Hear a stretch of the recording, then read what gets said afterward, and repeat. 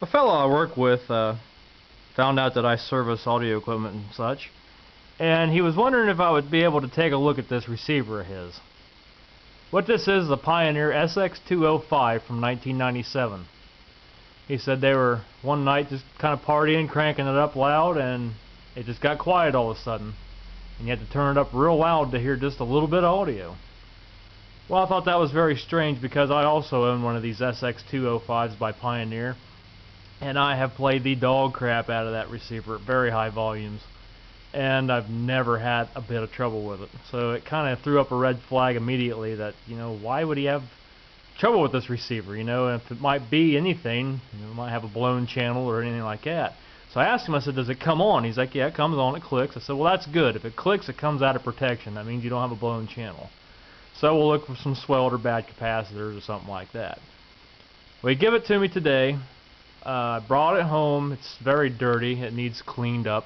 Something unreal. He says it's been sitting on the shelf for 3 years since it hasn't worked. So he brought it home. And upon powering it up, it comes to life. And there's the relays opening. I noticed that the tape monitor was on. Okay, well that'll give you very little audio. And in addition to the tape monitor being on, both of the speaker outputs was pushed in at the same time. Now the A channel will work if the A channel's on. If the B channel is pushed in with the A channel on and no speakers attached to it, you'll get no sound. If both buttons are out, of course no speakers are selected. If B is selected, there's no speakers on B, again you'll have no audio. If there's speakers on A, you'll have audio on A. Roundabout way, I hope that makes sense. Both of the speaker selectors were pushed in and the tape monitor for tape 2 was on. I turned both of those off.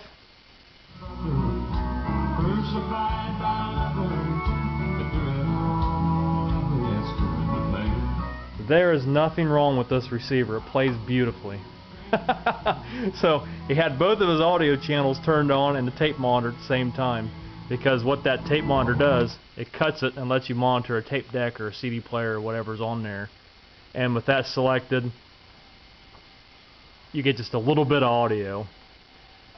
And in addition to receiving this receiver today, my uncle told me he had a set of Teac speakers he wanted to get rid of, and he gave them to me. These are probably maybe late 60s, early 70s. I'll have to look at the model on them again. I want to say they're an LS-260.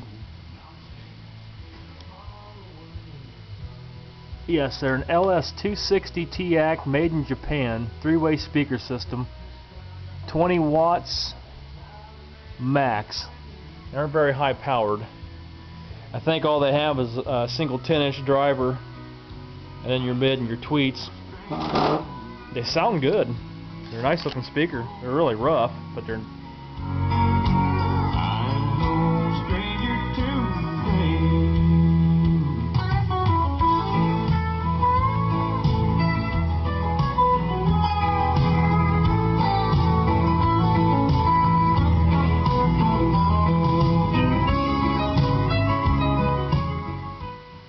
He told me that he hooked these up to a Pioneer receiver of his, which was the one we had here about 2-3 months ago with the blown fuse in it, and that's what popped the fuse, was these speakers.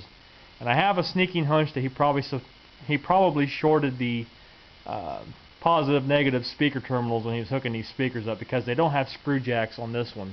The wires just push in, they're bare. I had to put some bolts in there and wrap the wires around to make them to work, so I'm thinking he probably shorted the speaker terminals when he was jacking around with them. But back to this thing, plays great. Reception's good on everything. This is our true oldies station over in Piqua, 1570.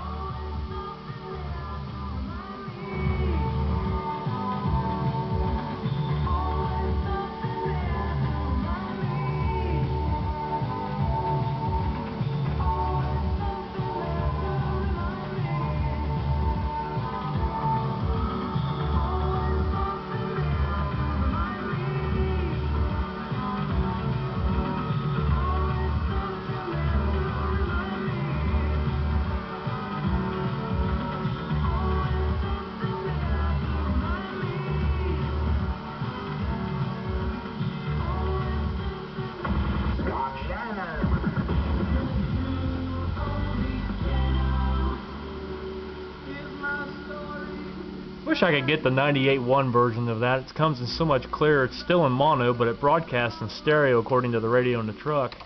And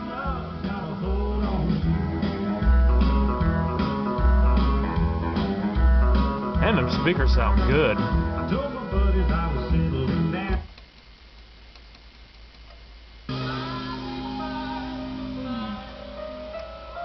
And I've got the bass all the way down on this receiver.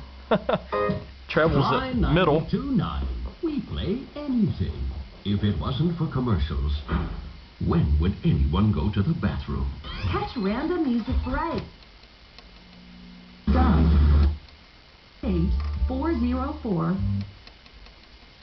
Trying to find someone who's got some decent music, but that's And I bet you got no.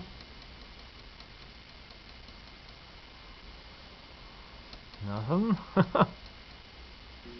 He reached off. I like these Pioneer receivers that have awesome tuners in them. And over a dozen other stars. July 11th, 12th, and 13th, Hickory Hill Lakes in Fort Lauderdale. Call the K99.1 FM ticket hotline at 937-295-3000 or go to countryconcert.com. Oh boy, time for the Redneck Country Concert.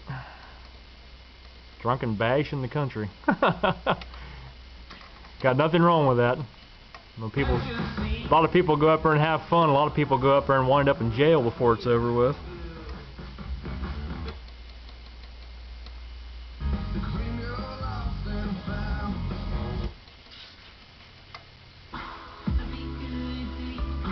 Boo-da-ba-da-ba-ba-boo, baby. Oh yeah, America goes racing this weekend. Indy 500 on Sunday, followed by the Coca-Cola 600. It is our Cartoons Winners Weekend on WGRR. We want to send you racing in July to the Brickyard 400. That's pretty good. That station's about 60 miles away in Cincinnati.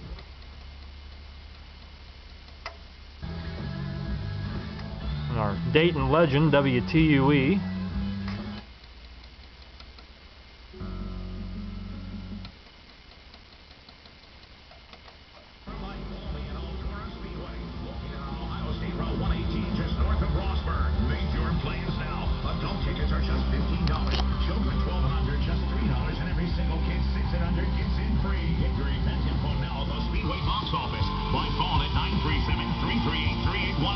Or online at EldoraSpeedway.com. Fearsome racing, great food, low prices, and plenty of free parking. It's an experience unlike any other.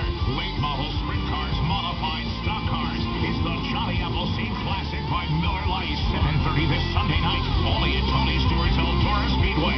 Ohio State Road 118 Rossburg. Experience Eldora. Auto racing showcase since 1954. Hurry in to Menards Race to Savings Sale for great deals on everything to update your home. Save big on paint, flooring.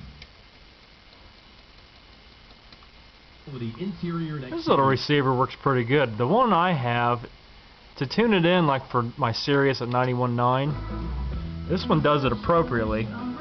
I've got to tune mine like 92.0 for it to come in stereo and tuned. And I was told that was basically just an alignment procedure it needed done to bring it all back up where it's supposed to be.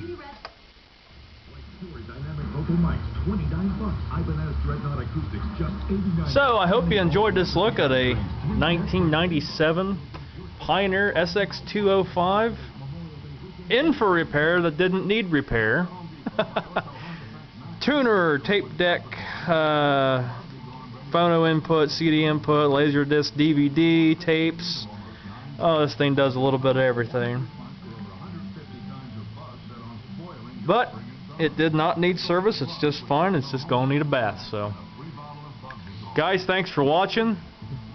And there'll be more to come later.